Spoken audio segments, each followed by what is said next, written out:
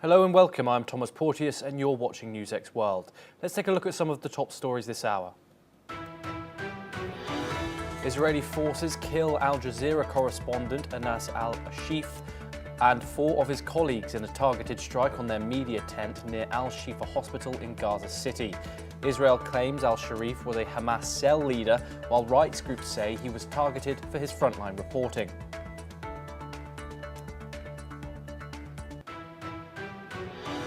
Israeli Prime Minister Benjamin Netanyahu says he has no choice but to take control of Gaza City to defeat Hamas and free hostages, promising the new offensive will be completed fairly quickly.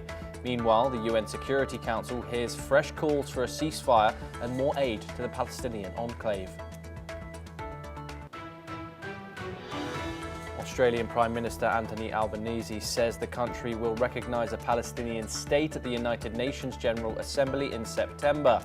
New Zealand's Foreign Minister also says that the country is considering recognition, with a decision expected before Leaders' Week at the UN. 2 people die and 2 are injured in a Ukrainian drone attack on Russia's Tula region, which also targets Moscow and oil refineries deep inside the country. This comes as Russia launches new strikes across Ukraine, killing 6 and wounding dozens as frontline fighting intensifies. US President Donald Trump pledges to evict homeless people from Washington, D.C. and jail criminals as officials prepare hundreds of National Guard troops for possible deployment. The move, opposed by the city's mayor, follows similar actions in Los Angeles amid immigration protests.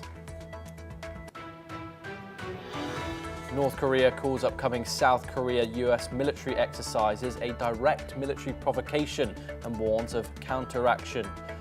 Defense Minister Kwang Chol says the drills pose a real and dangerous threat, despite recent signs of easing tensions.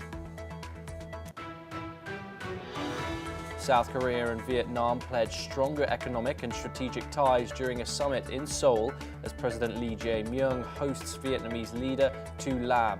Talks focus on expanding trade and investment amid global market challenges.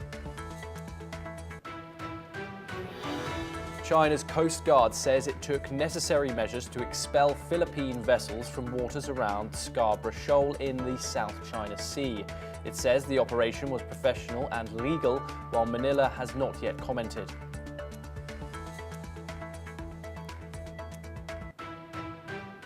We start this hour in the Middle East, where a senior